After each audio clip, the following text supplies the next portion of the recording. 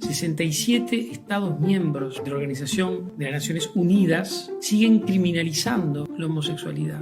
Jamás en la historia de la humanidad una persona heterosexual ha sido discriminada, perseguida, humillada o maltratada por su opción sexual. En Honduras es prohibido el matrimonio igualitario, el cambio de nombre, el cambio de género, la adopción. Antiguamente la idea era excluirte, irte a vivir al bosque, irte a vivir a la mar, irte a vivir a alguna especie de excluido. Yo como persona trans que viví invisible por muchos años, creo que un armario abierto es reconocer quién eres, cómo eres y por qué eres.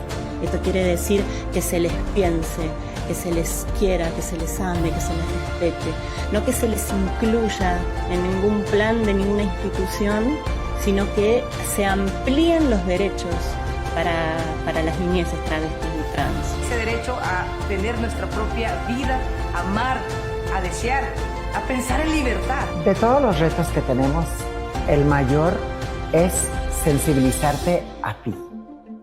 Comunidad LGBTQ más tú, accionemos juntos.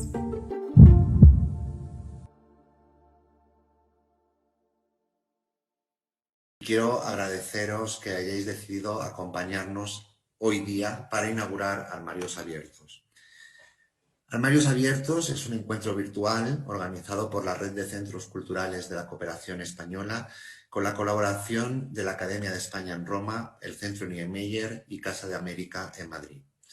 De esta forma, nos sumamos a las actividades programadas en el marco del 28 de junio, fecha clave para visibilizar la presencia del colectivo en la sociedad y reivindicar sus derechos.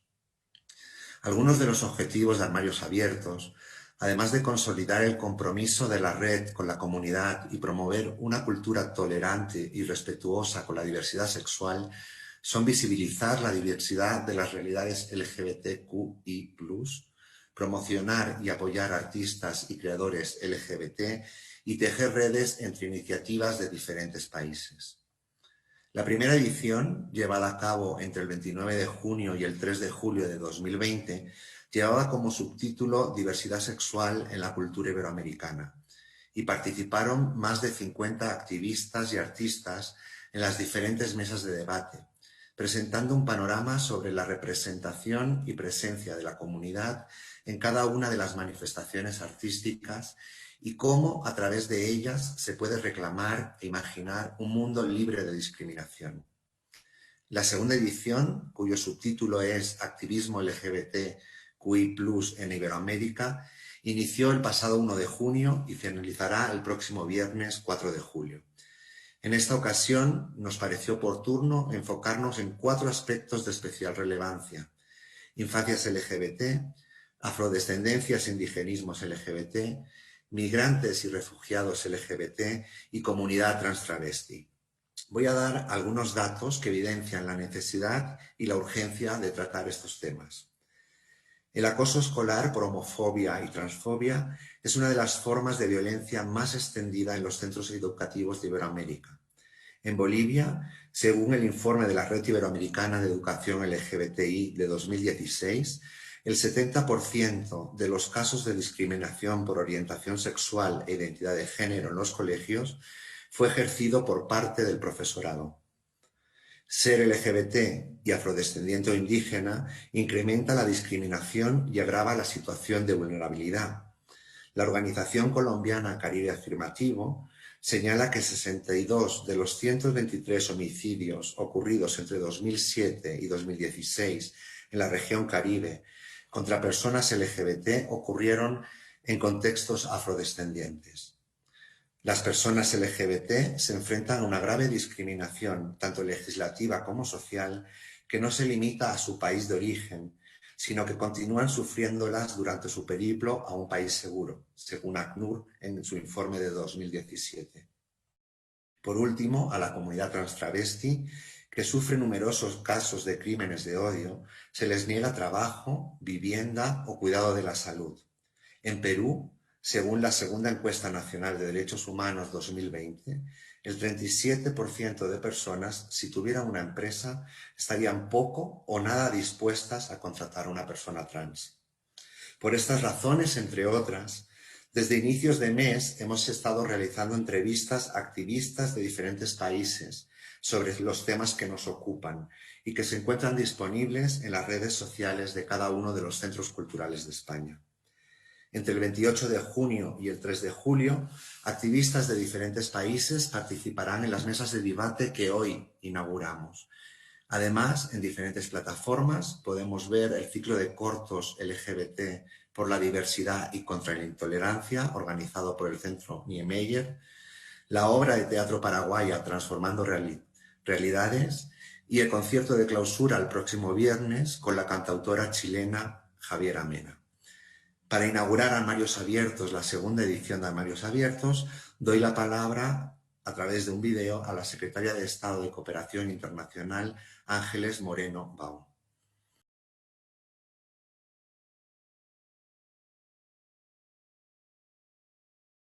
Desde la Agencia Española de Cooperación Internacional para el Desarrollo luchamos contra la pobreza e impulsamos el desarrollo humano sostenible. Concebimos el pleno ejercicio del desarrollo como un derecho fundamental y prestamos especial atención a elementos transversales como los derechos humanos y las libertades fundamentales, la perspectiva de género, la calidad medioambiental y el respeto a la diversidad cultural en consonancia con la Agenda 2030 para el Desarrollo Sostenible.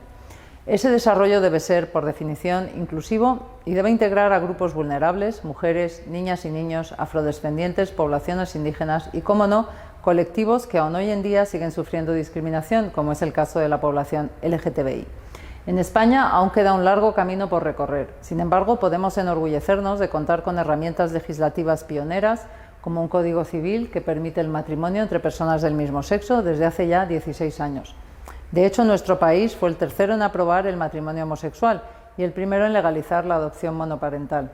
Además, desde 2007 está vigente en España la Ley de Identidad de Género, que reconoce a la comunidad transexual el derecho a cambio de nombre y sexo en el registro civil. Poco a poco en nuestro país se está construyendo una sociedad más justa e inclusiva, con el objetivo de que ninguna persona acabe quedando atrás.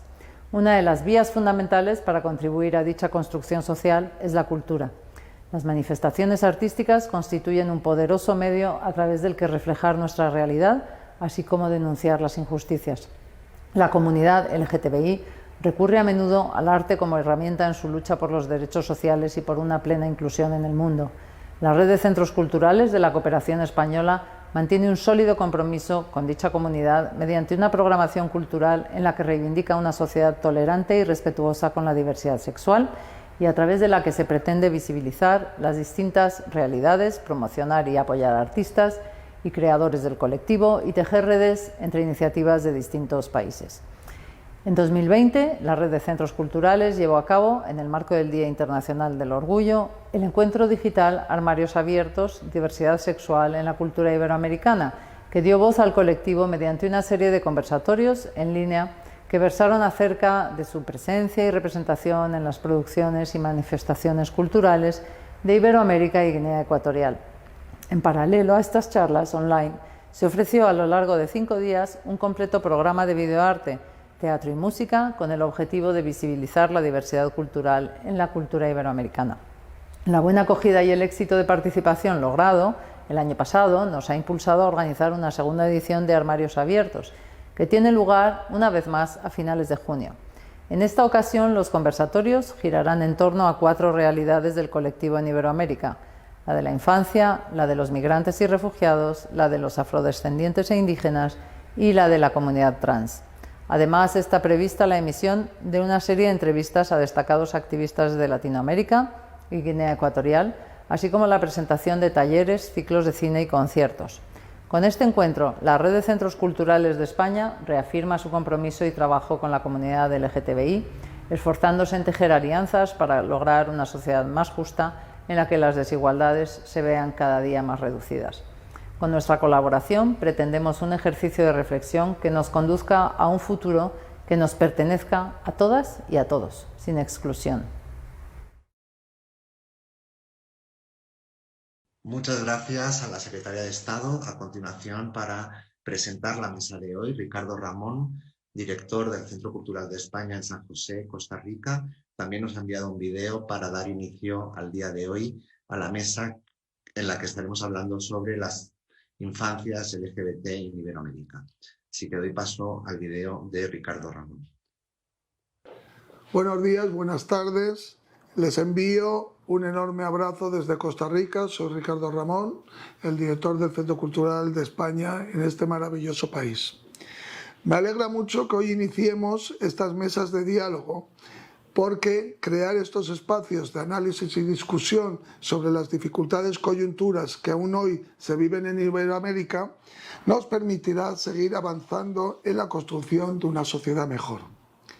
Quiero agradecer a la Secretaria de Estado de la Cooperación Internacional, Ángeles Moreno Bau, por sus palabras y por el apoyo que ha brindado a este proyecto desde el principio. Asimismo, deseo extender mi agradecimiento a todos los equipos de los centros culturales de España de la red involucrados y en especial a Juan Sánchez, que es el iniciador del proyecto.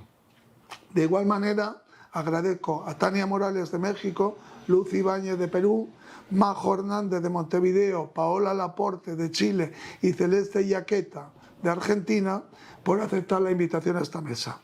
Finalmente, deseo saludar y agradecer a quien moderará la mesa, que es Sia Alarcón de Casa Rara, una organización costarricense que desde el compromiso y la comprensión apoya a las personas, adolescentes y jóvenes LGTBIQ+,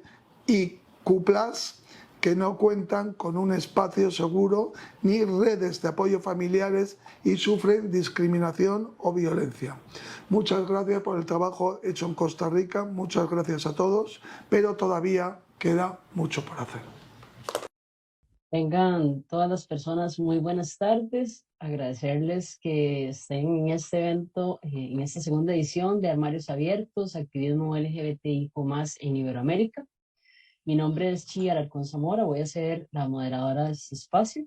Actualmente soy la directora de Casa Rara. Es un espacio seguro para niñas, niños, adolescentes y jóvenes menores de 25 años LGBTIQ+, que está ubicado en Costa Rica y que tratamos de buscar garantizar espacios seguros para que las infancias LGBTIQ+, puedan ser libremente.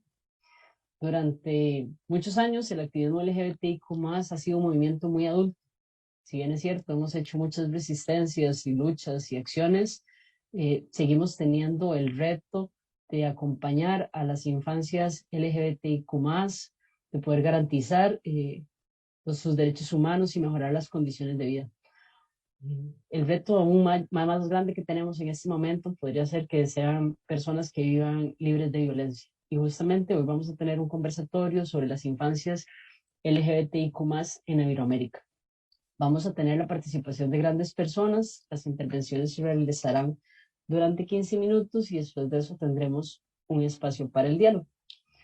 Para iniciar, tenemos a Tania Morales, ella es abogada y historiadora del arte, fundó y dirigió la Asociación por las Infancias Transgénero, organización de la sociedad civil que se dedica a acompañar a niñas, niños, niñas y adolescentes trans, trazando estrategias de exigibilidad de los derechos humanos. Entonces, le damos la bienvenida a Tania y adelante. Pues yo quiero agradecer la invitación, saludos desde México. Pues sí, me gustaría platicarles un poquito de qué es lo que pasa en México y específicamente con la población que yo trabajo, que son niñas, niños, niñas y adolescentes trans. Bueno, en México, un poco como retomando la historia de las causas, de las luchas de las personas trans, quiero platicarles o compartirles que, bueno, así como muchos de los países de habla hispana en América, pues hubo poblaciones originarias que quizá tenían un poco aceptadas y un poco normalizadas, más bien, las vivencias del género que no eran precisamente binario. Es decir, en México tenemos a la cultura zapoteca y a la cultura rarámuri como dos culturas que que tienen, además del género mujer-hombre, tienen, por ejemplo, la cultura zapoteca tiene un tercer género que es el timuche, no es ni ella ni él, sino es un género, otro género. La cultura rarámuri tiene 4 géneros, por ejemplo, y así, bueno, podemos ver a lo largo del mundo culturas que tienen conciencia de que el género pues no es binario y no específicamente está determinado por una parte de nuestro cuerpo. En México, después de digamos que la occidentalización de la cultura, en las legislaciones mexicanas únicamente podíamos o consideramos 2 géneros, y el género es impuesto en el momento del nacimiento cuando se identifican los órganos sexuales visibles de las personas. Como sabemos, el género pues no depende de los órganos sexuales de las personas, los órganos sexuales visibles, e implica otras muchas cosas, pero en temas, digamos, de reconocimiento de identidades o reconocimiento de derechos, el primer avance, digamos, que importante en este tema fue en 2008. Fíjense, en 2008 se logró que en la Ciudad de México hubiera una vía para poder tener un acta de nacimiento, que es, así se le llamamos acá, nuestro documento principal de identidad, que pudiera reconocer la identidad de género de la persona. Este primer intento, que fue algo muy bueno, que fue logrado por la comunidad trans, travesti, transgénero, transexual, y aliades, por supuesto, con acompañamiento de algunas personas sensibles en la política, lo que implicó fue que se creara un juicio. Este juicio, en esa época aún no había una despatologización de la vivencia trans, y entonces pues este juicio lo que pasaba era por una serie de fases en la que había que demostrar que la persona tenía una identidad de género distinta a la impuesta, se pedían dictámenes psicológicos, psiquiátricos, pruebas, etc. No, nada como nos gustaría, ¿no? Pero bueno, este fue el primer avance. En esa época hubo luchas porque estuvieran integradas todas las personas. Fue hasta 2014 que se logró en un estado de la República Mexicana. México está constituido como una república con estados o entidades federativas. Entonces tenemos 32 estados en la federación, y uno de los estados, la Ciudad de México, fue quien tuvo este primer avance en el que, en lugar de conservar el juicio, lo que se optó fue por emitir una vía administrativa, es decir, un trámite administrativo del registro civil en el que la persona pudiera acudir, y lo que solicitaba es un reconocimiento de identidad de género sin necesidad de pruebas, sin necesidad de ningún tipo de hormonaciones, cero costo, etcétera, etcétera. Este fue otro avance muy importante. Sin embargo, las personas menores de 18 años quedaron fuera de este trámite, y únicamente un estado de la República Mexicana tiene un procedimiento para reconocer la identidad de género en personas menores de 18 años. Sin embargo, esto que sucedió, que fue el año pasado, fue algo muy importante porque no pasó a través de una legislación, es decir, no tuvimos que someter a votaciones en congresos este avance, sino que el gobernador de un estado, de Jalisco, emitió un acto de autoridad, que es se me fue el nombre, emitió un acto a través de un decreto, estableció que a partir del día siguiente cualquier persona mexicana, o sea, no era necesario que hubiera nacido en Jalisco, sino cualquier persona mexicana, ya sea viviendo en México o en el extranjero, podría viajar a Jalisco para hacer un trámite de reconocimiento de identidad de género. Pero además no hubo un límite en la edad, es decir, niñas, niños y adolescentes pueden ir a Jalisco, ya hemos hecho este trámite, y todo se hace a través de un consentimiento informado. Se toma el consentimiento informado de la persona, se pide el acompañamiento, eso es algo muy, muy, muy importante, el acompañamiento de al menos una de las personas que ejerzan patria potestad o tutela. Esto es importante porque la Asociación para las Infancias Transgénero trabajamos con familias, con hijas trans, y sabemos que el 85% de las veces somos las madres quienes acompañamos a la persona trans. Entonces, una legislación o un decreto o un trámite que pidiera que se incluyera madres y padres, pues no iba a ser de provecho para infancias trans. Y bueno, pues esto sucedió en Jalisco, es un avance, es un ejemplo, pero además es un ejemplo de lo que los demás estados de la República Mexicana pueden hacer en adelante, es decir, no se necesita esta ganancia de partidos políticos ni nada, sabemos que es un tema de derechos humanos y de hecho lo podemos aplicar en cualquiera de los países parte de la Organización de Estados Americanos gracias a una figura jurídica que la misma Corte ha creado a través de sus sentencias, que es el control de convencionalidad. Entonces, eso es como un tip para pues, los demás países que requieran de avances, pues se puede comenzar empujando a través de amparos, de juicios, e incluso proponiendo legislaciones o entablando directamente digamos que relación con personas que estén en el poder ejecutivo. En este caso, la Organización de Estados Americanos fue quien acompañó a Jalisco y que permitió hacer esta forma de exponer este decreto. No sé si, creo que por ahí ya me he quedado media corta con el tiempo. Muchas gracias. Y ahí seguimos platicando. Muchas gracias, Tania, por su intervención. Creo que es muy importante esto de visibilizar las estrategias que hemos estado teniendo en los diferentes países para el avance y la garantía de los derechos humanos de las infancias LGBTIQ+, y sobre todo las infancias trans que requieren de acciones afirmativas para poder ser reconocidas, digamos, en su identidad. Ahora vamos a tener la participación de Lucy Ibáñez. Ella es presidenta de It Get Betters Perú.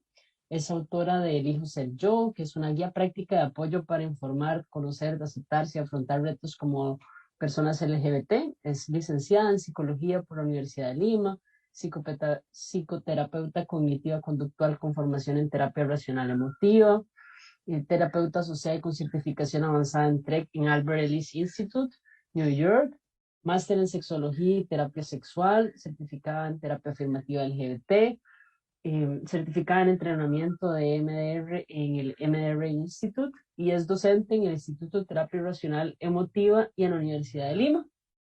Lucy, adelante, un gusto tenerte por acá. Hola, sí, muchas gracias. Un gusto estar en compañía de ustedes. Muchas gracias Centro Cultural de España por la invitación.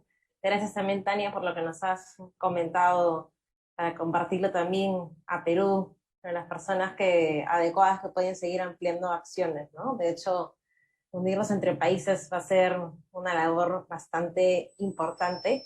Yo quiero contarles un poco desde mi experiencia, desde el plano de la psicología, ¿no? Contarles un poco el contexto peruano de lo que podemos ver en infancias LGBTQ+, un poco ver lo que podríamos decir son los avances y los retos también que quedan en camino para que sigamos avanzando.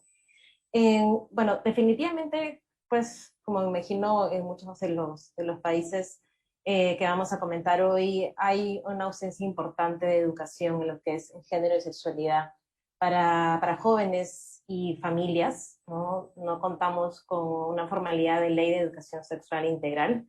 Lamentablemente eso nos genera bastantes retos y termina primando muchas veces para las infancias LGBTQ+, los estereotipos,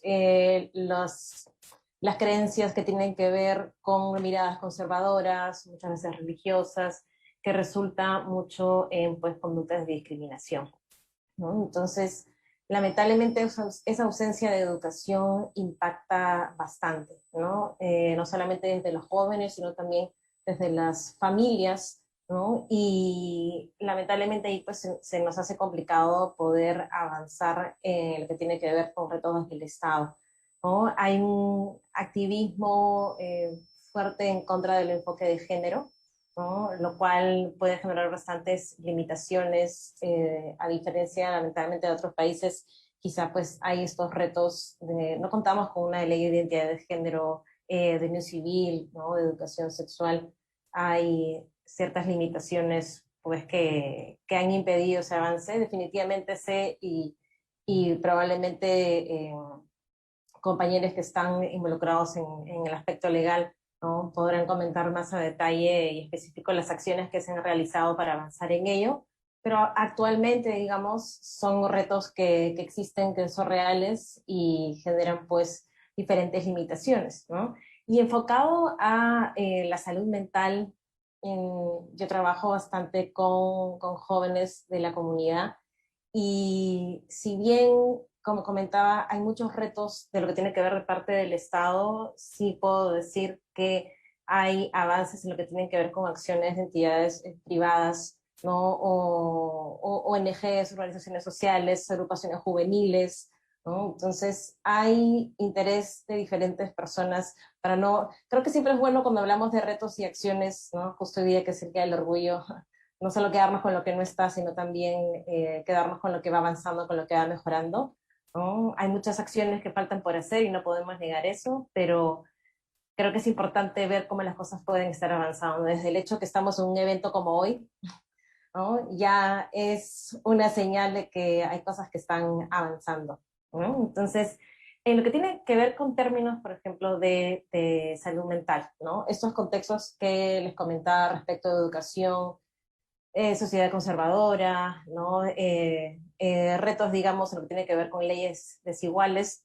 Definitivamente esto impacta en que los contextos para jóvenes de la comunidad no favorezcan a su salud mental, ¿no? Más que nada en pandemia, ¿no? Definitivamente aquí en Perú hemos tenido bastantes momentos de cuarentena, ¿no? Y pues estar en un encierro con familiares que discriminan, ¿no? Es bastante complicado, y si bien ahora hay probablemente más oportunidades pues, para salir de casa, definitivamente para los más pequeños es la vacuna todavía va a llegar mucho más adelante aquí en Perú, entonces las limitaciones de contactar con tu comunidad o compartir otros espacios más inclusivos, más diversos, de manera presencial se ve bastante limitado, ¿no? Entonces, sí encontramos, y aquí hablo un poco, no solo de yo como terapeuta con mis pacientes, sino también en It Gets Better Perú, es una organización que apoyamos a jóvenes LGBT,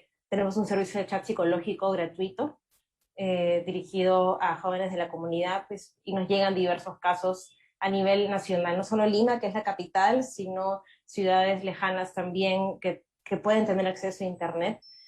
Y realmente la realidad para los más pequeños es bastante retadora, ¿no?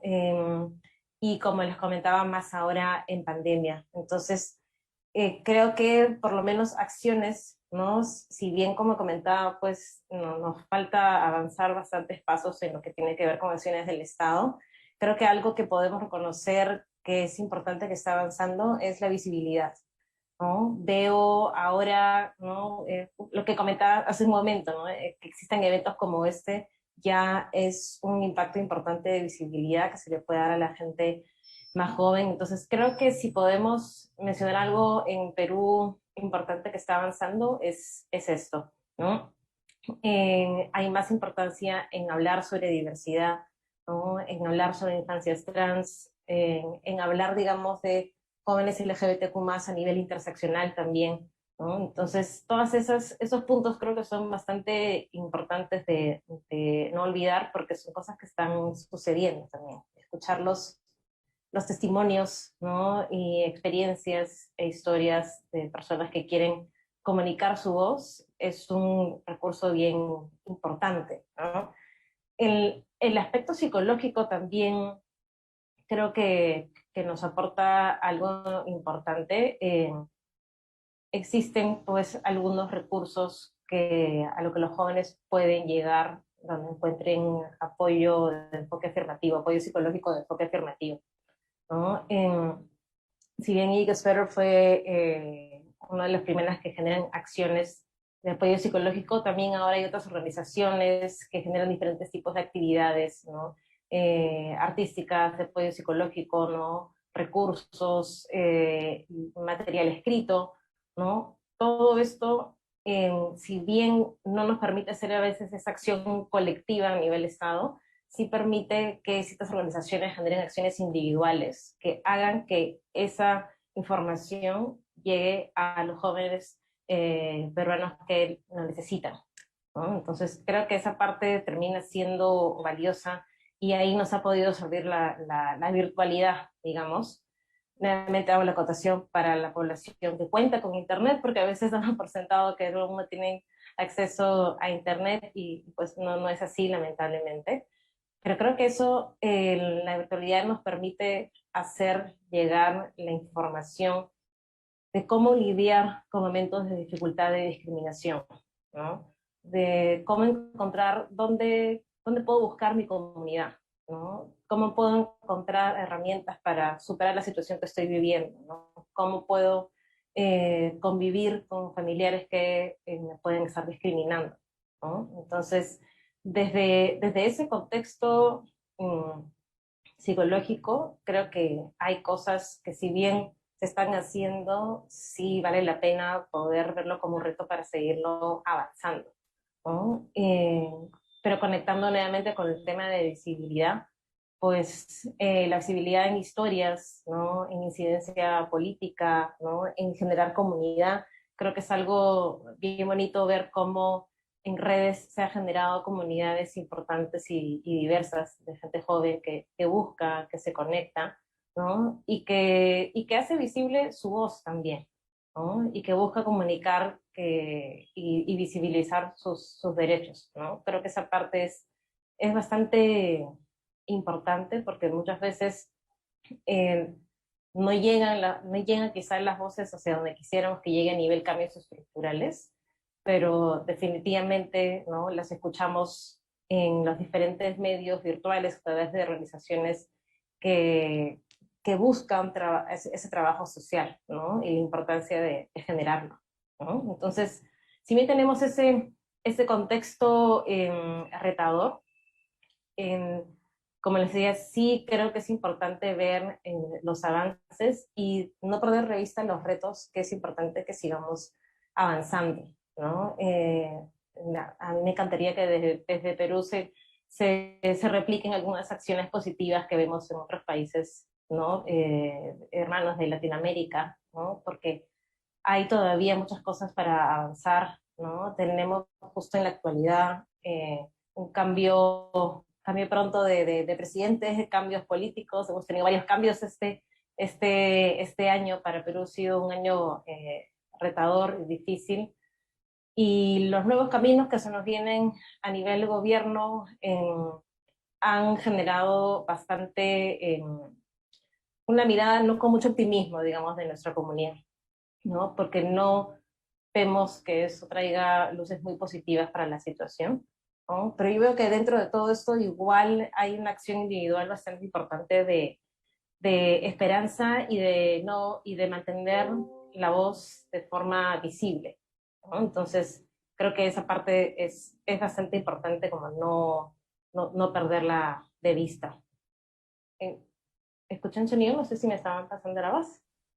Sí, te escuchamos, te escuchamos. Ok, perdón, eché el micro. Sí, entonces, como les decía, ¿no? El tema que tiene que ver con avances y retos, creo que es una parte importante de señal de un deseo de acciones por espacios más inclusivos, ¿no? Ahora creo que es algo que se está generando cada vez más, el hecho de encontrar con eventos, ¿no? De organizaciones que se preocupan por la salud mental de los jóvenes, ¿no? Eso evidencia realmente ese interés en querer, digamos, generar más comunidad, ¿no? Para los más pequeños. Yo lo veo mucho por ejemplo, con mis pacientes más jóvenes, el nivel de aislamiento que puede haber justo ahora en pandemia, lamentablemente influencia presencia de dificultades a nivel psicológico, ¿no? Fomenta depresión, ¿no? Fomenta situaciones de repente de aislamiento, ¿no? Entonces todo eso va sumando, digamos, evidencia que es importante que trabajemos, ¿no? En avanzar estos puntos, ¿no? Desde el plano psicológico, ¿no? Desde el plano de leyes, que es tan importante, Y la parte de educación, que fue lo primero que mencioné justo al comenzar a hablar el día, ¿no? La parte de educación es fundamental, realmente trascendental para que podamos seguir avanzando en esto, y creo que es uno de los puntos más importantes que en nuestro país nos toca avanzar, ¿no? Definitivamente eso va a ser un punto importante. Muchísimas gracias por su atención, un gusto estar con ustedes hoy día. Muchas gracias, Lucy. Yo creo que el tema de cómo vivimos en el closet, o cómo nosotras, las personas LGBTIQ+, tenemos que lidiar con la vivencia del closet, y de repente tener la posibilidad de salir de nuestras casas era como la oportunidad de un respiro de ese closet, ¿verdad? El closet no necesariamente tiene que ser terrible, pero podría, digamos, ocupábamos espacios para salir, y que las personas LGBTIQ+, infantes, no puedan hacerlo en este momento, sin duda genera alguna presión, sobre todo si viven con familiares que no sean respetuosos de su orientación, identidad y expresión de género.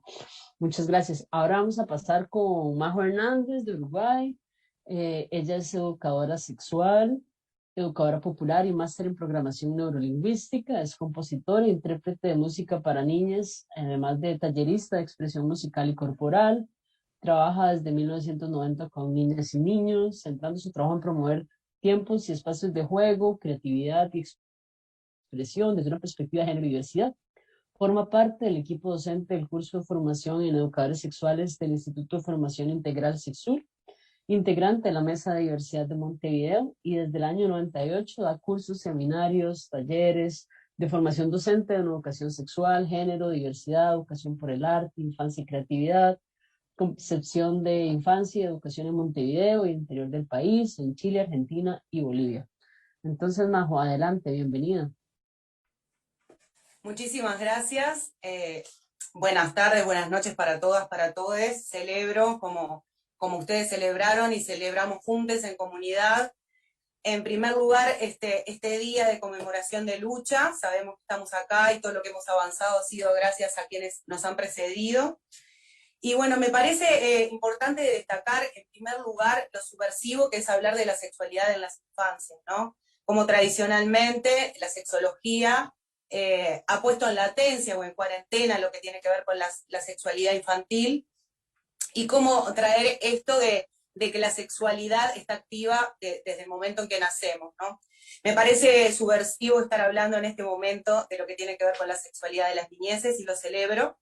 Y muchísimo más subversivo es poder pensar en niñeces o en infancias LGTBIQ+, ¿no?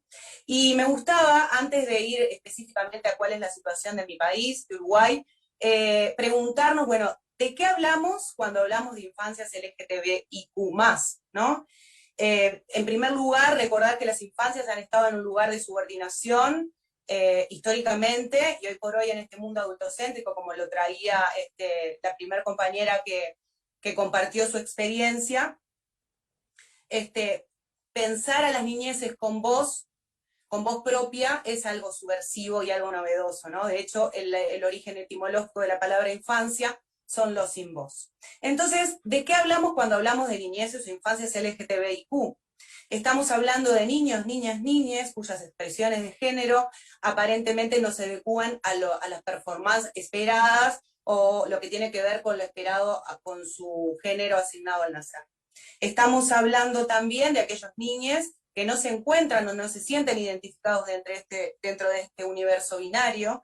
Estamos hablando también de niños, niñas y niñas que expresan esto a través de la predilección de sus juegos, de sus juguetes, como decíamos hoy, dentro de las expresiones de género, la preferencia por determinadas ropas o por determinado acicalamiento del cuerpo.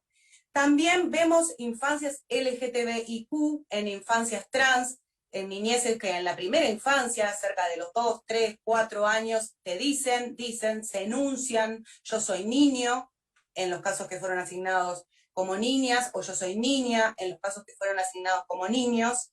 También estamos hablando de aquellas niñeces que nacen con una genitalidad que no se puede clasificar dentro de también la construcción binaria que tenemos acerca de las genitalidades, y estamos hablando de infancias intersexuales. ¿Y cuál sería el problema, o dónde nace el problema con estas niñeces? tienen que ver, obviamente, bueno, con las concepciones y la concepción que tenemos de sexualidad absolutamente adultocéntrica, coitocéntrica, falocéntrica, heterocentrada, ciscentrada, y esa mirada adulta que en esa crianza de las niñeces, a través de distintos adiestramientos, o de frases como cuando tengas novia, cuando tengas novio, cuando tengas hijos, cuando tengas hijas, a través de lo que tiene que ver con, por ejemplo, la utilización de juguetes como de muñecas en las niñas, ¿no? Y no darles esa posibilidad de juego simbólico a los niños. Estos adultos de alguna manera empiezan a advertir o a señalar a través de miradas, de frases, que hay algo que en esas niñeces no está bien. Hay algo que empezamos a sentir también cuando somos niños y niñas y después lo podemos unir esos puntos en el futuro, en nuestra adultez, cuando podemos de alguna manera hacernos cargo, reconocer nuestra orientación erótica afectiva, que cuando éramos niños, niñas, pequeños, pequeñas, también sentíamos atracción y lo hacíamos de repente por una amiga de la escuela, por una amiga del jardín de infantes o del centro educativo de la primera infancia. Ahora, ¿quién habilita el crecimiento o quién habilita o quién obstura, ¿no?, estas niñeces? Entonces, en primer lugar, me parece que bueno, la ciencia, la medicina, al hacer sus conjeturas a partir del tacto biológico, como decía una compañera, ¿no?, de los genitales externos, ahí ya construye una performatividad única, binaria y excluyente para esos cuerpos en miniatura, ¿no?, para esos niños y esas niñas. Entonces, ¿quiénes de alguna manera podríamos poner aquí en el concepto de infancias LGTBIQ? A todas las personas que de alguna manera en la adultez, en la juventud, en la adolescencia nos identificamos con una orientación erótica afectiva diversa o distinta a la heteronormada, las infancias y las niñeces trans, las niñeces e infancias intersexuales.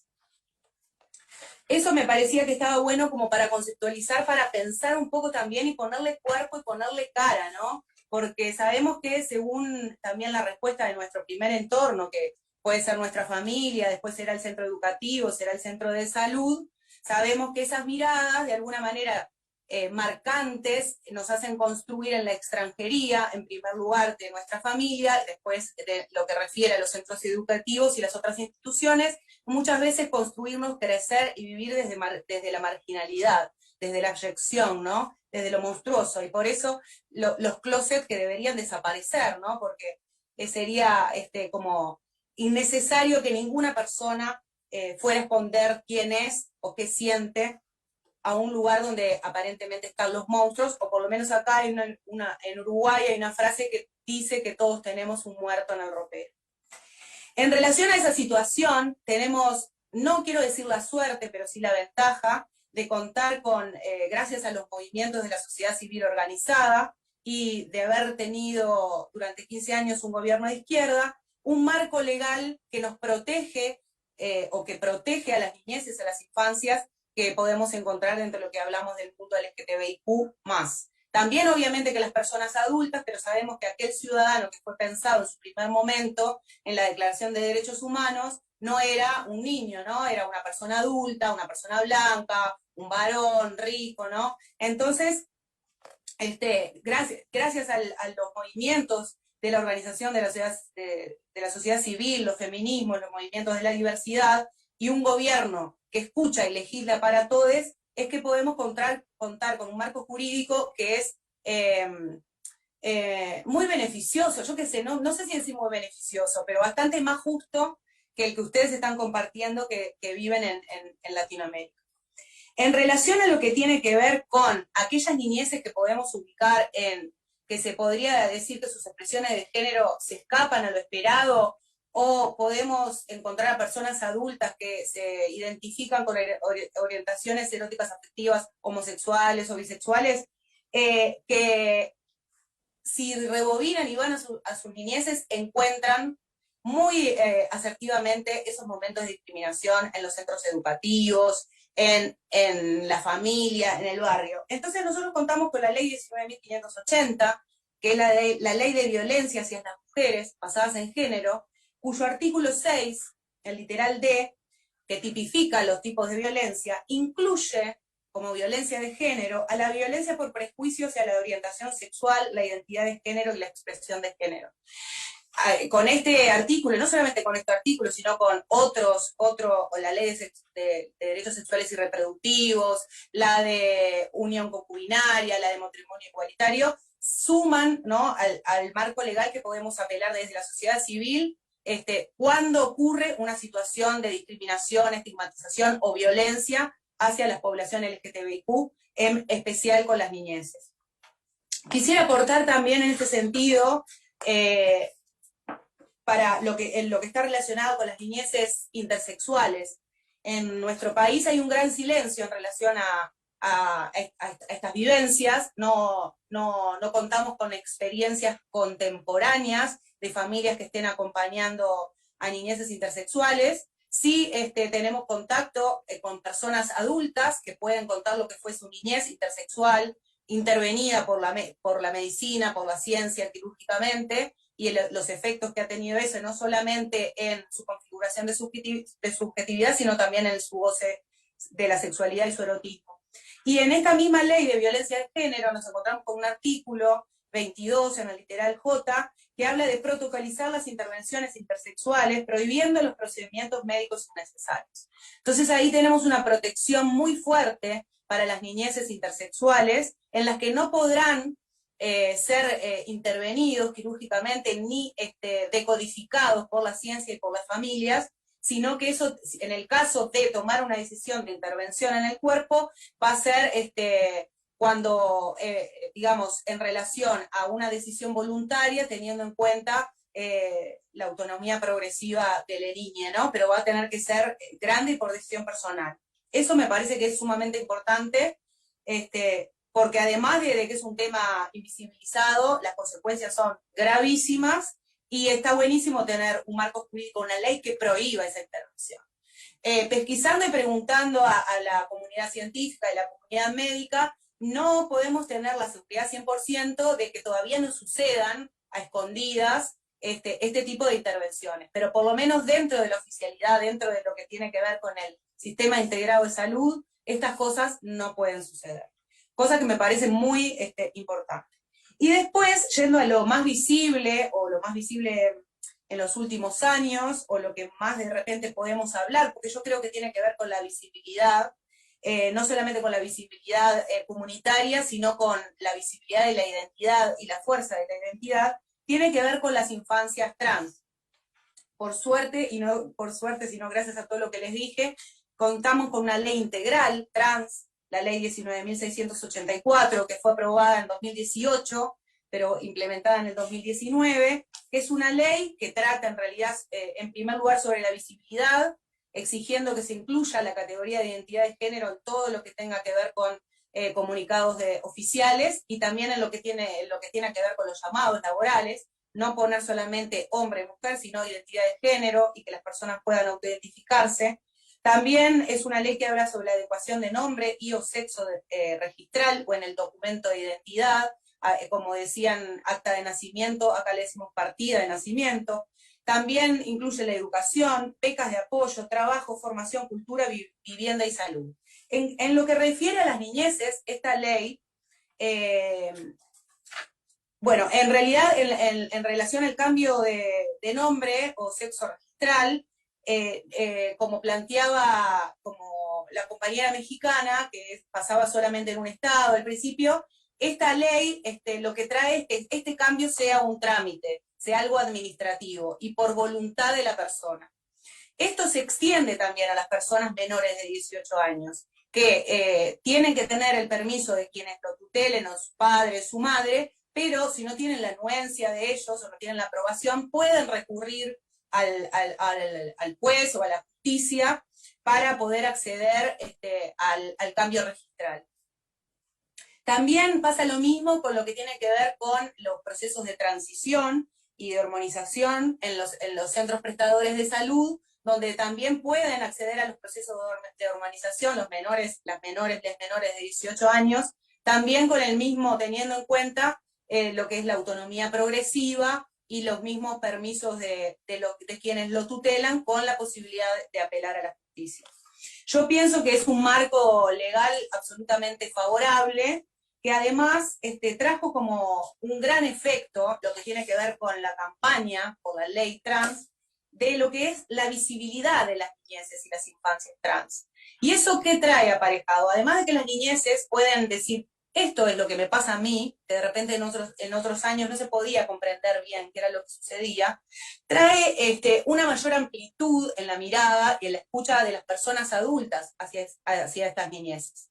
¿Y qué es lo que permite esto? Que mayor número de familias puedan acompañar esta transición, que acá inclusive se cuenta con varias organizaciones de la sociedad civil que acompañan estas transiciones y lo hacen desde esta perspectiva comunitaria, como ustedes planteaban. Quisiera destacar el papel que juega Transboy Uruguay. Entonces, a partir de esta visibilización de las niñeces, empieza a haber una escucha y una atención de las personas adultas distinta, que relacionando con lo que yo traía al principio, de lo que tiene que ver con la expresión de las niñeces LGTBIQ y cuál es la respuesta adulta, que muchas veces es la causa del sufrimiento, de la exclusión y de la extranjería, nos encontramos con otras posibles respuestas por parte de las adulteces que rodean a estas niñeces. Ya sea en la familia, si no sucede en la familia, puede suceder en los centros educativos, porque ya hay muchísimos maestros y maestros que han podido, a través de esta visibilización, poder entender y mirar a las niñeces de otra manera. Claro que no todo es color de rosa, todavía siguen sucediendo instancias de bullying, instancias de acoso, instancias de violencia, porque sabemos que lo legal va por un lado y la transformación cultural va por otra. Acá la educación sexual integral todavía no está implementada como una ley específica, así que queda mucho por caminar.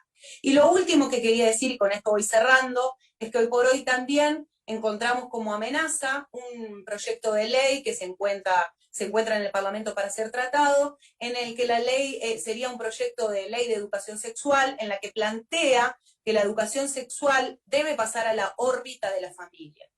¿Por qué dice? ¿Por qué fundamenta? Porque dice que la sexualidad tiene que ver con la intimidad. Eso lo vemos como una amenaza, ya que pasaría a ser el criterio de la familia el que tendría que establecerse dentro del centro de educación, y también la familia elegiría el docente, la docente, el docente que impartiría la educación sexual. Esto todo influenciado por lo que tiene que ver con los movimientos de la neoderecha, aliados con algunas religiones, que hoy por hoy están ocupando bancas dentro de nuestro país, y que de alguna manera identificamos como un avance para como una amenaza para estos grandes avances que hemos tenido en este último tiempo. Muchísimas gracias por la escucha y espero que sirva para ir transformándonos como comunidad. Muchas gracias, Margot. Yo creo que sí, el tema de los silencios de los estados sobre las personas intersexuales y sobre las infancias LGBT es sin duda un reto que tenemos que enfrentar. Vamos ahora a continuar con Paola Laporte, ella es de Chile, es abogada, trabaja hace años defendiendo y promoviendo los derechos humanos de las personas de la diversidad afectivo-sexual y además pertenece a la Fundación Vanguardista Divergente de la ciudad de Concepción en Chile. Entonces, Paola, adelante. Hola, buenas tardes a todos. Bueno, un placer estar aquí con ustedes, con estas grandes mujeres que también contribuyen día a día, ¿cierto?, en sus respectivos países a erradicar la discriminación. Bueno, les voy a contar un poco acerca de qué sucede acá en mi país. Les tengo que decir que desde 1999, que parte todo esto, porque ahí recién se eliminó el delito, ¿cierto?, de la sodomía aquí en Chile. Entonces, o sea, antes de eso ha habido toda una historia de discriminación y de vulneración de derechos. Recién en el 2012 tuvimos nuestra primera ley, todo gracias al gran esfuerzo de muchos y muchas, obviamente, personas, ¿cierto?, que estuvieron ahí dando la pelea y la lucha, muchos que incluso ahora ya ni siquiera están. Y gracias al esfuerzo de las organizaciones de la diversidad, se pudo lograr esto, que en el 2012 fue la ley antidiscriminación. Lamentablemente fue justamente, se apuró este trámite justamente a causa de la muerte y tortura de un joven gay, Daniel Zamudio, y con esto se logró, ¿cierto?, esta ley antidiscriminación. Fue tan importante porque fue la primera vez que en Chile se reconoció a la diversidad y la orientación y la identidad de género en nuestro país. Con respecto específicamente a la niñez trans, se podría decir que aproximadamente, este es un tema súper nuevo acá, se podría decir que como desde el 2016, 2017, recién, justamente como la compañera Tania decía, gracias a toda esta declaración que hubo, ¿cierto?, que movilizó a todo el continente, se pudo visibilizar este tema de la infancia, porque antes estaba totalmente invisibilizado. Tenemos acá la ley de identidad de género que salió recientemente en el 2018, pero se entró en vigencia en el 2019 luego de la elaboración de 2 reglamentos.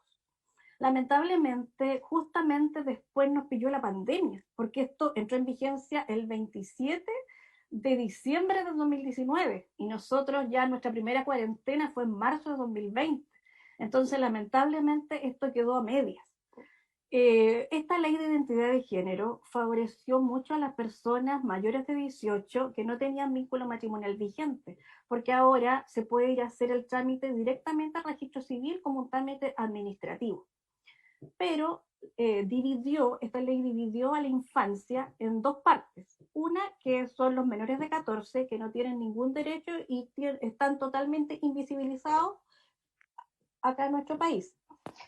Y el otro grupo, que son los mayores de 14 y menores de 18, que tienen que ir a Tribunal de Familia a hacer este trámite. Pero justamente, como decía la compañera, ¿cierto?, con autorización de uno de los padres, y ahí vemos todo lo que tiene que ver con el tema del no reconocimiento, ¿cierto?, del principio de la autonomía progresiva. Porque justamente han habido algunas encuestas justamente que han visto este tema de personas trans, que el 68% de la discriminación se vive justamente en el hogar. Entonces, a veces, esta ley, esto es lo malo de algunos políticos que discuten cosas que a veces ni siquiera conocen, no conocen la realidad. Entonces, lo que sucede es que estas personas tienen que ir y postular a esto, ¿cierto?, en el tribunal, los mayores de 14 y menores de 18, pero ¿qué sucede? El problema está en qué sucede si ninguno de los 2 padres está de acuerdo. Entonces esto queda como en el aire. Más todavía, como les digo, que esto entró en vigencia ahora, o sea, nadie sabe, no hubo una capacitación a todas las personas del tribunal, por ejemplo, del Poder Judicial, hay algunas personas, o sea, salió la ley antes que saliera toda la otra institucionalidad. Entonces ahora nos encontramos con el problema de que hay personas que quieren, hay adolescentes que quieren ir a hacer este trámite, pero no se sabe quién va a hacer el acompañamiento. Entonces, el fin de semana justamente estuve yo en una jornada con una organización de acá de Chile que es importante porque está bien, fueron como los que empezaron con este tema de la niñez trans, la Fundación Selena. Bueno, ellos justamente comentaban esto, entonces, ¿qué es lo primordial aquí? O sea, ¿será necesario que el adolescente vaya y justamente se arriesgue, entre comillas, a pasar por todo esto? Porque aparte el acompañamiento es por 1 año. Entonces, imagínense, si ya de los mayor de 14 y menor de 18, o sea, ya nos damos cuenta que a las personas a veces, ya si tienen 16 años, 17, les sale mejor esperar y hacerlo finalmente cuando tienen 18 y van directamente al registro civil. Esta cuestión es un trámite administrativo. Entonces, al final es como que pusieron a las niñas, a los adolescentes, pero como para que no dijeran que no los pusieron en realidad, pero es totalmente inoficioso. Eso por parte de esta ley de identidad de género, como les digo, dejó totalmente fuera a las chicas de 14, menores de 14, así que ahí nada que hacer. También en tema política pública tenemos dos circulares, la circular 21, que es la de salud, que tiene que ver con el tema de nombre social, ¿cierto? Cuando van a servicio de salud, que se les llame por su nombre social. Y la otra circular es la 0768, que es la circular de educación. Esa también salió justamente en el 2017, en el contexto de toda esta declaración que mencionaba la compañera. Acá, con respecto a esta circular de educación, lamentablemente también, a pesar de que fue en el 2017, todavía hay algunos colegios que no han socializado esto. O sea, es como letra muerta. También hay que tomar en cuenta que, por ejemplo, yo me encuentro en Concepción, o sea, no estoy en Santiago, en la capital de Chile, me encuentro en otro lugar. Entonces, sabemos que la diferencia es bien importante, o sea, diferente es ser trans o ser LGBT en Santiago o en una ciudad grande, o en un sector rural, donde efectivamente sabemos que la discriminación es todavía mayor. Entonces nos hemos dado cuenta que efectivamente esa circular es muy importante porque reconoce el derecho de las niñas trans, que reconoce el derecho, por ejemplo, de que lleven su uniforme, con el uniforme con el cual se sientan ellas representadas. Reconocen el tema del baño, por ejemplo, que pueden ir al baño con el que se sientan realmente identificadas. Y es muy importante porque nosotros tenemos personas, un caso, por ejemplo, hay varios casos, pero ya un caso extremo es justamente el caso de un chique trans que no se le reconoció su identidad de género y se terminó lanzando de su edificio. O sea, así de grave es la situación. Entonces, nos parece insólito que al no existir una institucionalidad antidiscriminación que sea parte del Estado, porque lamentablemente aquí se ve el tema como tema de gobierno. Entonces van pasando los gobiernos y es de acuerdo al gobierno de turno que simplemente todo esto. Lamentablemente esto tiene que ser un tema de Estado. Entonces, al no ser así, justamente tenemos que estar lamentando todas estas situaciones, que a pesar de que está esa circular, son justamente las organizaciones de la diversidad las que estamos como tratando de capacitar profesores. O sea, es algo totalmente que no corresponde, porque si bien es cierto, nosotros lo hacemos con todas las ganas, ¿cierto? Con todas las ganas de ayudar y tratar de contribuir, pero la verdad es que esto tiene que ser un tema de Estado. No podemos dejarle algo tan importante solamente a las organizaciones de la diversidad, que aparte, al menos en el plano, o sea, al menos acá en Chile, no reciben ningún aporte. Entonces, es importante. Ya. Bueno, me estoy entusiasmando, así que voy a ir rapidito. Bueno, por otro lado también tenemos el tema de los derechos filiativos. Ya salimos del tema trans, vamos ahora a qué sucede con las familias homoparentales y lesbomaternales. Acá en Chile no tienen opción, no hay ningún reconocimiento para esos hijos de esas parejas. ¿Por qué? Porque no existe ningún mecanismo administrativo que pueda registrar a esos niños. Entonces, una madre biológica es la madre simplemente, pero la otra madre no tiene ningún derecho. Y así hemos tenido varios casos en que lamentablemente fallece la madre y la compañera no tiene ningún derecho, o sea, los niños se van con los otros familiares que no han visto nunca. Entonces, es súper importante. Bueno, pero como me queda poco tiempo, tengo que decir que a pesar de todo esto, tenemos mucha esperanza en el futuro. ¿Por qué? Porque como saben, nosotros estamos en vías de una nueva constitución. Entonces, pensamos que ese va a ser un impulso súper importante porque en esa nueva constitución van a participar 7 personas que son de la diversidad. Salieron 7 constituyentes, incluso hay una persona, uno de ellos trabaja participa con nuestra organización y salió electo.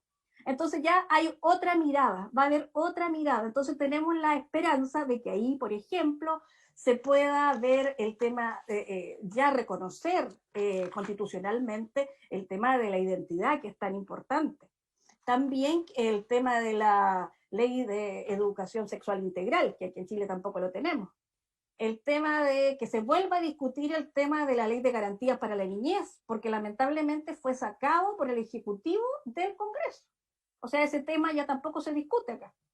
Entonces, tenemos toda la esperanza, como digo, de que todo esto vaya evolucionando y que con la nueva Constitución se pueda llevar finalmente a cabo este reconocimiento y también se pueda ver, por ejemplo, el tema de las familias, que se reconozcan a todas las familias, porque en estos momentos solamente se reconoce, ¿cierto?, constitucionalmente la familia heterosexual.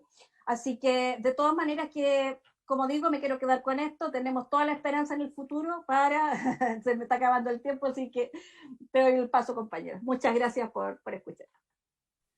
Muchas gracias, Paola. Definitivamente muy interesante. Creo que yo siempre me hago la pregunta como qué pasa en la noche entre que tengo 14 años o que las personas tienen 14 años y que cuando cumplen 15, como qué pasa a las 23:59, que parece que la gente va a tener otros derechos o otras condiciones. No sé quién lo visitará, si es un hada, no sé, o sea, no, algo debe pasar, o no sé qué piensa la gente que pasa esa noche, que parece que ya tengo derecho a la posibilidad de acceder como a otros derechos humanos o a otros reconocimientos, inclusive. Cuando pasó lo de Daniel Zamudio, para nosotros fue muy impactante. Y recuerdo que en Costa Rica hicimos una serie de actividades para ir a la Embajada de Chile porque nos parecía indignante como personas jóvenes que no pasara nada y que el resto de América Latina y el Caribe como que no se pronunciara.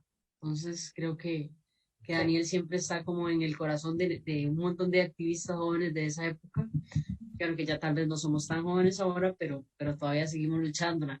Ahora, ya para ir hacia la última persona, no por eso menos importante, estamos justos en el tiempo, todos hemos hablado un montón, no sé si me va a dar tiempo de hacer preguntas, tengo muchas cosas que decirles, así que voy a darle el pase a Celeste Yacheta.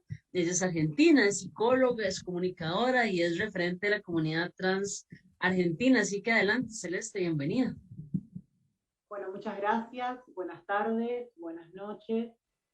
Primero agradecer, como todo el resto de mis compañeras, al Centro Cultural España por este espacio. Y me toca hablar sobre quizás los avances que hemos tenido en Argentina.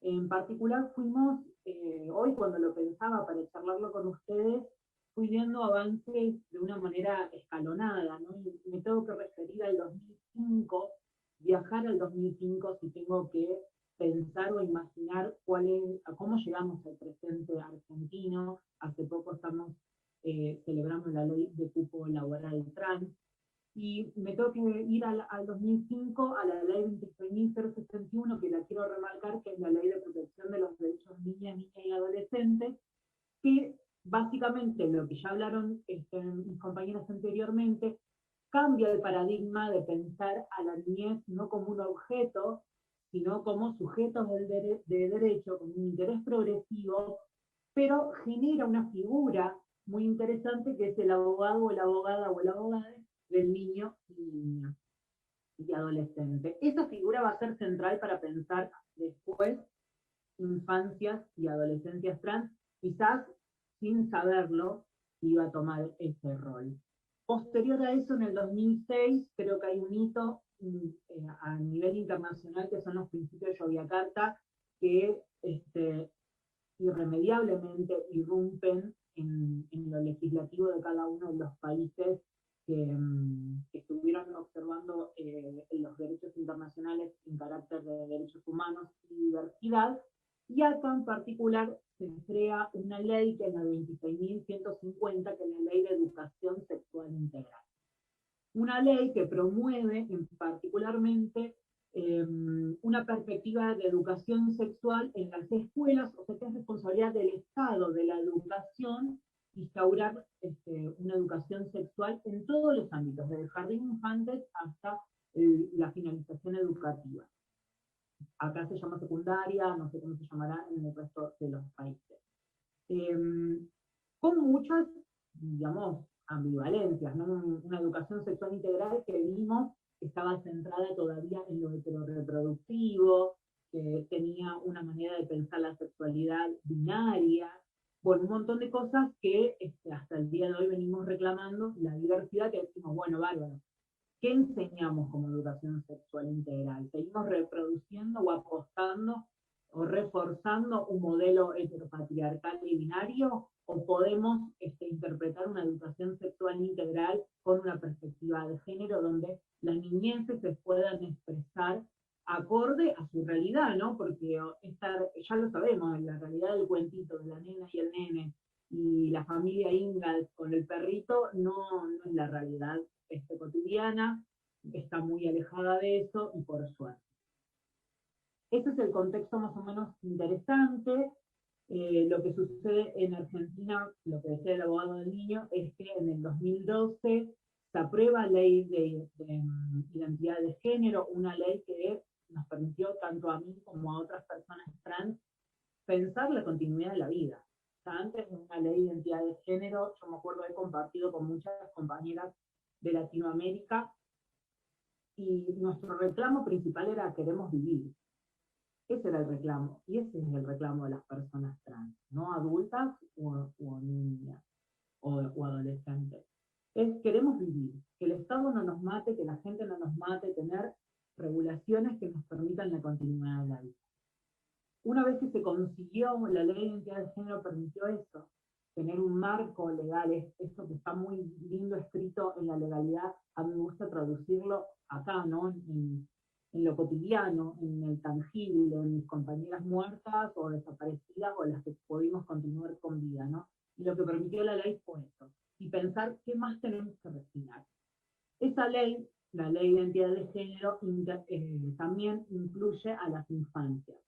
Un artículo en particular que habla de aquellos menores de 18 años, que pueden acceder al cambio registral de manera administrativa siempre y cuando sus padres o progenitores estén de acuerdo.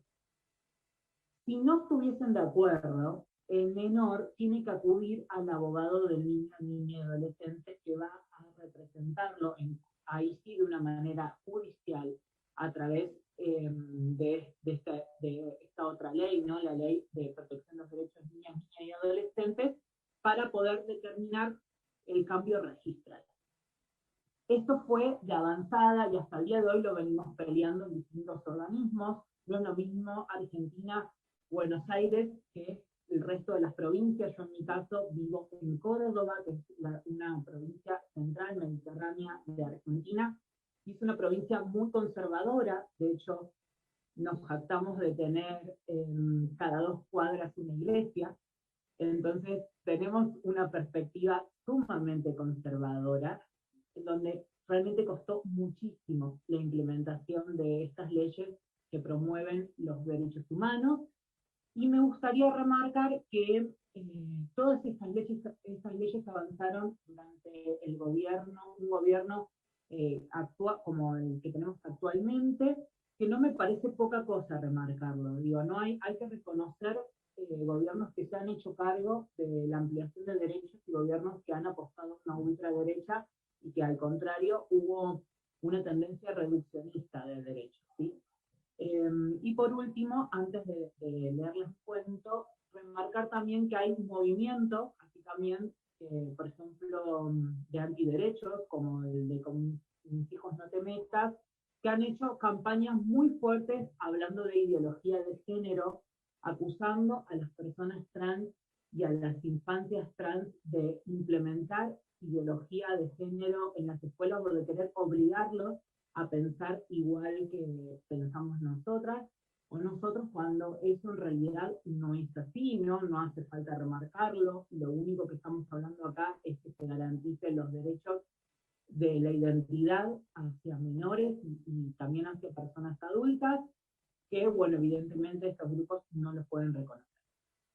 Y antes de olvidarme, también en el 2005, junto con la doctora Laura Cantore, de la Fundación Una Puerta, a la cual pertenezco, se hizo un estudio que fue su postdoctorado, que se llama Personas intersexuales iguales ante la ley, porque hasta ese entonces, hasta el 2006 aproximadamente, El nacimiento de una persona intersex, al igual que en infancias, al igual que sucedía con las personas trans, aquí en Argentina nacían bajo un código que era emergencia social y familiar. O sea, vos no tenías ni un niño, ni una niña, ni un niño, sino una emergencia social y familiar con todo lo simbólico que eso implica, ¿no? Nacer bajo ese título.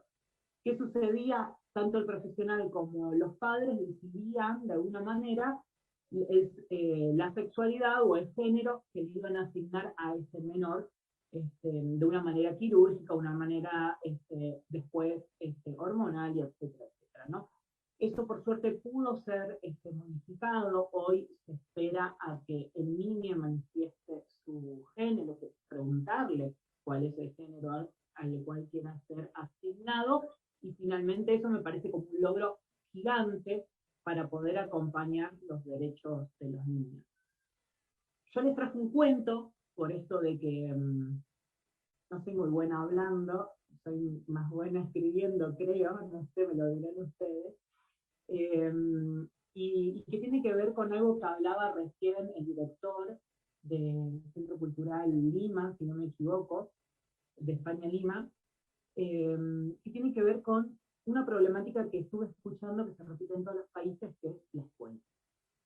La escuela como institución, la escuela como institución cristalizada en el siglo XIX, la escuela como perpetuadora de un estándar de persona, y la escuela también como un sistema represivo, ¿no? Como una idea de quiénes son los humanos que queremos y sirven y quiénes no. ¿Y qué pasa con esos que no? Y cómo los repulsan los mecanismos de la escuela, y qué enfrentan los niños, niñas y adolescentes que a través de la Fundación La Puerta nos estamos instaurando bajo el término abuso infantil, ¿no? Y eso es importante remarcar. Cuando una institución como la educativa, en este caso las escuelas públicas, hacen omisión de los derechos de los niños y los violentan, estamos hablando de abuso infantil, y hay que ponerle ese título para poder entender dónde estamos parados. Bueno, no hablo más y les voy a leer el cuento, si vamos bien con el tiempo, ¿sí? Vamos bien con el tiempo. Me quedan como 6 minutos, así, entonces... Bueno, esto habla un poco del paso sobre la escuela aquí en Argentina, una Argentina antes de la identidad de género, pero que todavía lamentablemente es actual. Tenía 13 años cuando la profesora de biología se me acercó a mí con total dramatismo. ¿Qué tiene puesto? Escupió sin dejar de mirarme fijo. Esto no puede ser, en su casa podrá hacer lo que quiera, pero acá está en una escuela, no en un conventillo. Terminaba la frase como aire y prosiguió. ¿A usted le parece llevar eso? Y me señalaba el rostro, como si me hubiese encontrado infragante en alguna especie de delito que ni ella podía identificar con claridad, pero que sin lugar a dudas estaba dispuesta a corregir. Acompáñeme, Giacheta. Siempre me llamaba por el apellido, marcando la distancia y la diferencia con el resto de mis compañeros, ellos que no necesitaban ser normalizados. Cuando sos una persona diversa, distinta, rara, etcétera, etcétera, etcétera, una de las primeras cosas que aprendes desde muy temprana edad es a bloquear. Bloqueas comentarios burlones en la mesa de tu familia, bloqueas los gritos de la calle, bloqueas que de fondo siempre exista alguien señalándote y usándote de chivo expiatorio de tus propias inseguridades, y también llegas a bloquear tu propio ser, ese que te pide libertad. Así fue como, por supuesto, usé mi habilidad adquirida y bloqueé con mis propios pensamientos el alboroto de mi salón, cuando fui escoltada por la suma inquisidora de la moralidad y pontífice de la corrección hacia el pasillo de la escuela que llevaba a la sala de profesores. Para mi sorpresa, al llegar a la sala estaban todos ahí. No faltaba ni el profesor de educación física, al cual odiaba profundamente por su afección a hacerme jugar al fútbol. Yo conocía de sobra el motivo por el cual estaba perseguida y por el cual me había convocado a esa sala llena de educadores y otras yerbas. Me paralicé por unos segundos, intenté retroceder, pero un certero empujón de mi carcelera personal me obligó a ponerme al sector de acusados.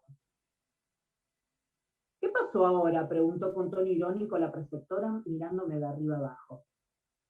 Y, mira, la de biología me agarró las pestañas como si fuera la prueba irrefutable de mi infracción.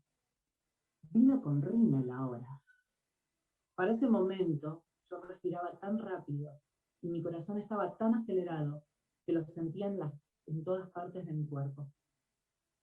Transpiré, me avergoncé de mí misma. Me sentí una cosa horrorosa y con necesidad de desechar. Rompí en llanto. Bajaba de mi cara lágrimas negras del rímel robado a mi cuñada. En ese preciso momento escuchaba de fondo las campanas que llamaban al recreo. Podía percibir como el resto de mis compañeros, los normales, gozaban de su libertad y salían a copar el patio de la escuela, mientras yo seguía pagando la condena de ser puto. En realidad, de ser una nena trans, pero para la escuela eso no existe. Tenía solo 13 años. La profesora de Ciencias Sociales fue la única que me dijo que me quedara tranquila. Sin duda acorde con su rol de adulto responsable, miró al resto de los preocupados educadores y los llamó a tranquilizarse. Lidia, me parece que estas no son las formas, pronunció. Y vos andá, lávate la cara y salí al recreo. De esta manera inesperada, como suelen suceder las cosas en la vida, tuve una abogada en ese juicio espontáneo. Obviamente, sin dudarlo, me lavé la cara, salí y corrí al baño, a hacer todo lo que se me pedía. Hoy tengo 31 años. Quiere el destino que me mire al espejo en esta inversa paradoja, y el panorama es otro. Recuerdo esa escuela que prefería mirar al costado, esos docentes que me obligaban a cumplir su mandato sin que mi voz importara, y me agradezco por haber sido tan fuerte, tan auténtica, en un sistema que te exige lo prefabricado, y haber aprendido a nunca más dejar que nadie me diga cómo puedo o debo ser. Este es un cuento dedicado, obviamente, a la experiencia por el paso del sistema educativo, una realidad que lamentablemente venimos denunciando y remarcando aún hoy, esto es de 2010, 2011, y aún hoy, 2021, son prácticas que todavía seguimos teniendo en la actualidad, a pesar de los marcos legales ya mencionados. Muchas gracias, Celeste. Creo que es muy bonito. Creo que nos gustó a varias acá, por no decir a todas. Estamos un poquito cortas con el tiempo. No sé si hay alguna que dice, yo no me puedo ir de este foro si no pregunto esto. Entonces, habilitar el espacio, chicas, por si alguna quiere hacer alguna pregunta o algún comentario para ir terminando.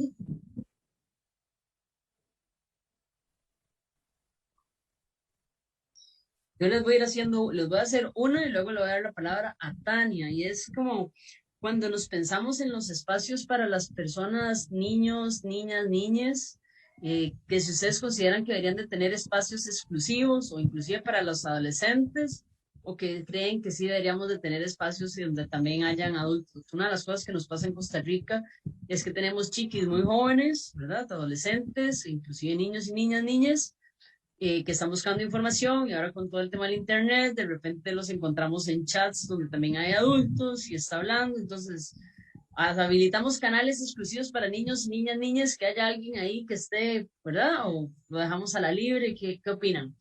Le voy a dar la palabra a Tania para que también hagas, si quiere responder, y también haga su pregunta, y luego ahí vamos, si van levantando la mano. ¿Está bien? Adelante, Tania. Gracias. Pues yo creo que es importante que haya espacios para niñas, niños, niñes, sus pares, digamos, y que por otro lado haya espacios para adolescencias, y que por otro lado haya espacio para familias que incluyan, no sé, las familias se constituyen de diferentes formas, ¿no? Y algo que me parece sumamente importante, yo he visto que funciona muy bien y que genera esta sensación de comunidad, es el espacio intergeneracional en personas trans. Me parece que es fundamental. Yo creo que las personas trans se pueden transmitir saberes desde cualquier edad, ¿no? O sea, he visto personas de 60 hablar con niños de 5 o 6 años. Es hermoso lo que sucede en ese momento, la magia que ocurre. Y también algo que es bien importante acá en México, lo que hemos tratado de hacer es que las familias nos consideremos parte de la comunidad trans. O sea, somos familias trans. Y entonces escuchar los conocimientos de las personas trans de cualquier edad es muy importante. Y me parece que en algún momento como generar estos espacios en donde toda la gente conviva es muy lindo, pero que cada quien tenga sus espacios para que tenga la libertad de expresarse es fundamental. ¿Querías hacer alguna pregunta? Pues ya escuché a mis compañeras aquí en el foro y les quiero hacer todas las preguntas, pero se me hace que más bien les voy a escribir a cada una porque ahora tengo ideas y dudas. Muchas gracias a todas por sus aportaciones. Gracias. Ok, muchas gracias. Lucy. Gracias, Shin. Bueno, primero, más que una pregunta, felicitar a todas por lo que han comentado. Me encanta ver con tanta emoción, como decía Paola, a cada una hablando, ¿no? Compartir las experiencias, compartir historias, ¿no? Pensaba también ahora en lo último que comentaba Tania, en lo que preguntaste tú, Shi, respecto a los espacios, ¿no? Y pensaba un poco en la importancia de espacios específicos, pero a la vez espacios diversos, ¿no? Sé que me dirijo a ambos, pero creo que cada uno tiene ese tipo de beneficio, ¿no? Por ejemplo, cuando reunimos en talleres en Perú y hacemos talleres para ciertas edades jóvenes, ¿no? De tal edad a tal edad, las experiencias son de un tipo. Si son un poco mayores, las experiencias son de otro tipo, los retos son otros, ¿no? Entonces, la posibilidad de compartir experiencias y resolver dudas es genial.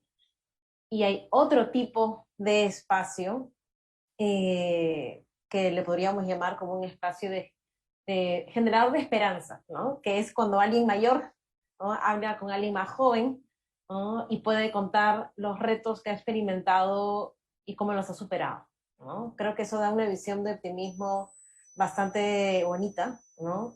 Y si bien las realidades pueden ser distintas, hay mucha juventud LGBT, más de parte de Perú en particular, en este caso, que puede ver con mucha dificultad un futuro con optimismo, ¿no? Se hace bastante complicado, ¿no? Entonces creo que el tener ese mensaje de personas que han pasado por esos retos empodera bastante, ¿no? Yo veo que, y ahí creo que el recurso audiovisual y transmitir mensajes de esperanza es bastante poderoso, que es un recurso con lo cual la gente más joven aprende más, ¿no? Entonces termina siendo bastante empoderador, ¿no? Y bueno, eso quería comentar y felicitarlas nuevamente a todas por sus acciones en cada país. Muchas gracias, Lucy. No sé si alguna de las otras tres compañeras quisiera agregar algo más. Sí, yo. A ver, adelante, Paola. Bueno, me uno a las palabras de Lucy igual. Ojalá que esto no quede acá, ojalá que después en el WhatsApp nos podamos ahí intercambiar algunos teléfonos. La idea sería, no sé, compartir experiencias, qué hacemos en los diferentes grupos, como para quizá una experiencia que no sea hace Tania allá en México nos sirva a nosotros, porque también tenemos un grupo donde hay padres, madres, y lo que hace Majo, tratar de que esto no quede acá, sino que también compartir nuestra experiencia. Sería importante, yo creo. Oye, y con respecto a lo que también decía Lucy, de eso de que es importante a veces para todo es en realidad compartir, por ejemplo, las vivencias. Nosotros nos estamos juntando todos los sábados a las 7 con nuestro grupo ahora en pandemia, porque hemos tenido harta cuarentena. Entonces hemos resguardado ese espacio los sábados a las 7 de la tarde y nos juntamos de 7 a 8, pero es un espacio y llega mucha gente, como que toda la gente está como esperando contar sus vivencias y justo como lo que decía Lucy, que a veces también chicas trans que están empezando recién la transición quieren conocer a través de nosotros a otras personas más adultas que hayan pasado por lo mismo, como para justamente tener algún tipo de referente. Cuando no se conoce a nadie, cuando está solo en la casa, quizá es más difícil que cuando se comparten este tipo de experiencias. Muchas gracias, Paola. Sí, sin duda. En Casalvara siempre traemos el concepto de somos familia y que al final ocupamos apoyarnos entre todos, ¿verdad? Para poder tener acceso a la información y poder como también mejorar las experiencias que hemos tenido. No sé si alguna más quisiera decir algo y si no, entonces, Majo, adelante. Bien cortito, sumarme a lo que compartieron las compañeras, de que me parece que los espacios intergeneracionales son muy enriquecedores y que también está bueno que haya grupo de pares porque, como decían, las experiencias son bien distintas.